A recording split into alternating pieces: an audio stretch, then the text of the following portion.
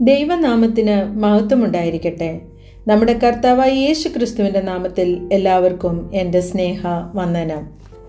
വലിയവനായ കർത്താവിൻ്റെ കൃപയാലും കരുണയാലും ഒരു ഞായറാഴ്ച കൂടി കാണുവാൻ നമുക്ക് ലഭിച്ച അവസരത്തിനായി സ്തോത്രം ചെയ്യുന്നു, സ്തുതിക്കുന്നു.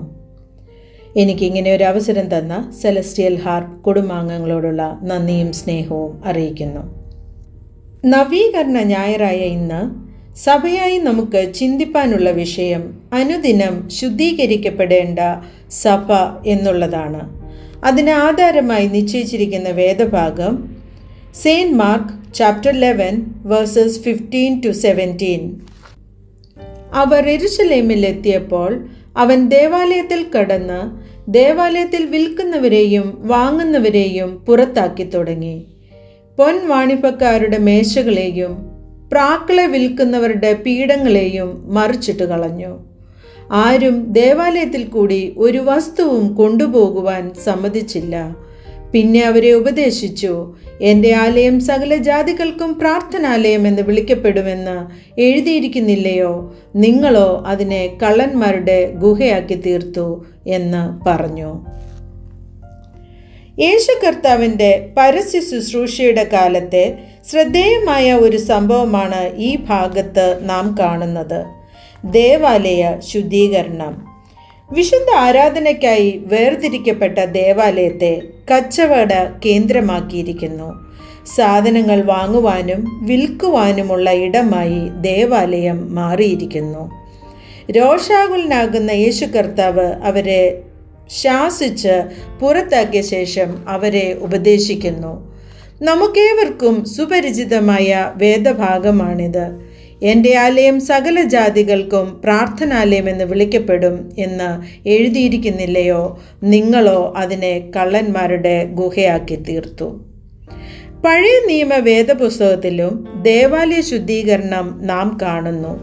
2 രാജാക്കന്മാരുടെ പുസ്തകം 22-ാം അധ്യായത്തിൽ യോശിയ രാജാവ് ആലയത്തിൻ്റെ അറ്റകുറ്റപ്പണികൾ ചെയ്യുമ്പോൾ മഹാപുരോഹിതനായ ഹിൽക്കിയാവ് ആലയത്തിൽ നിന്നും ന്യായപ്രമാണ പുസ്തകം കണ്ടെത്തുന്നു. അത് രാജസന്നിധിയിൽ വായിച്ചു കേൾപ്പിക്കുന്നു.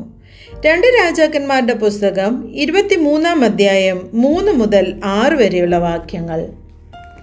രാജാവ് തൂണിനരികെ നിന്നുകൊണ്ട് താൻ യഹോവയെ അനുസരിച്ച് നടക്കുകയും അവൻ്റെ കൽപ്പനകളും സാക്ഷ്യങ്ങളും ചട്ടങ്ങളും പൂർണ്ണ ഹൃദയത്തോടും പൂർണ്ണ മനസ്സോടും കൂടെ പ്രമാണിക്കുകയും ഈ പുസ്തകത്തിൽ എഴുതിയിരിക്കുന്ന നിയമത്തിൻ്റെ വാക്യങ്ങൾ നിവർത്തിക്കുകയും ചെയ്യാമെന്ന് യഹോവയുടെ മുൻപാകെ ഒരു നിയമം ചെയ്തു.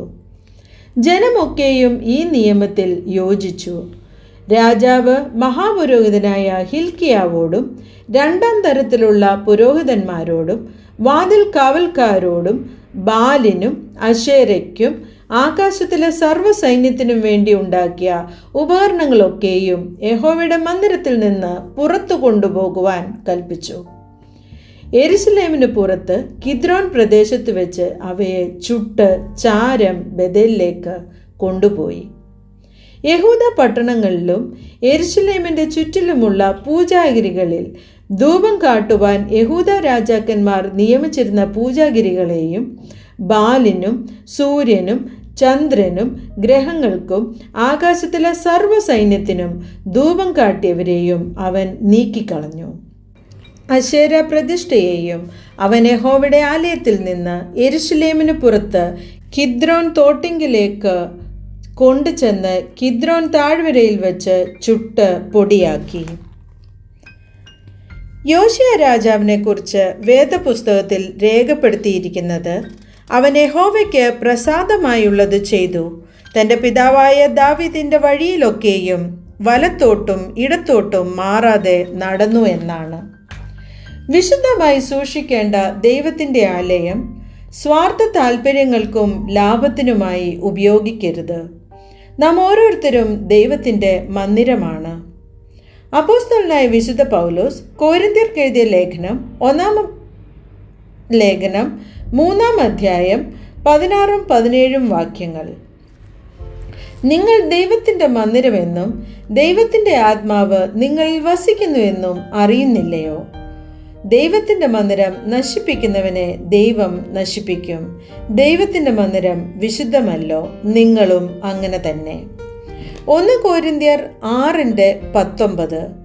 ദൈവത്തിൻ്റെ ദാനമായി നിങ്ങളിലിരിക്കുന്ന പരിശുദ്ധാത്മാവിൻ്റെ മന്ദിരമാകുന്നു നിങ്ങളുടെ ശരീരം.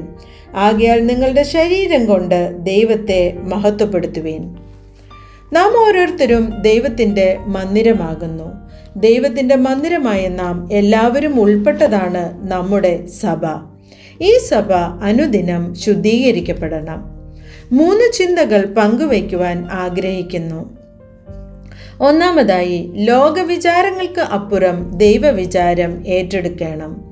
ലോകവിചാരങ്ങൾക്കപ്പുറം ദൈവവിചാരം ഏറ്റെടുക്കണം.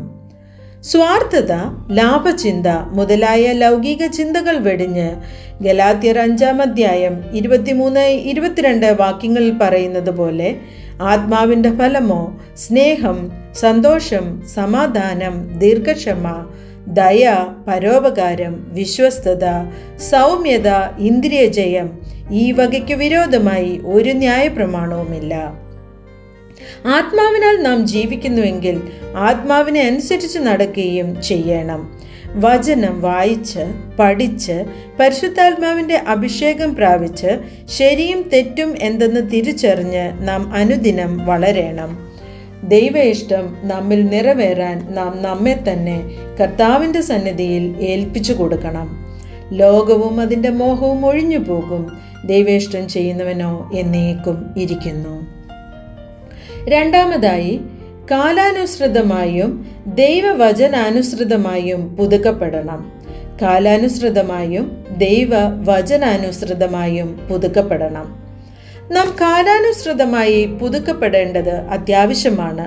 കാരണം കാലം മാറുമ്പോൾ ചിന്താഗതികളും സമീപനങ്ങളും മാറുന്നു. എന്നാൽ ആ പുതുക്കപ്പെടലുകൾ ദൈവവചനാനുസൃതമായിരിക്കണം. ദൈവവചനം മാറ്റമില്ലാത്ത സത്യമാണ്.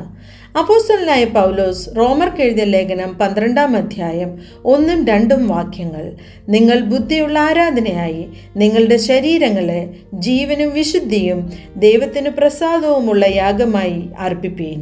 ഈ ലോകത്തിന് അനുരൂപമാകാതെ നന്മയും പ്രസാദവും പൂർണ്ണതയുമുള്ള ദൈവഹിതം ഇന്നതെന്ന് തിരിച്ചറിയേണ്ടതിന് മനസ്സ് പുതുക്കി രൂപാന്തരപ്പെടുവീൻ.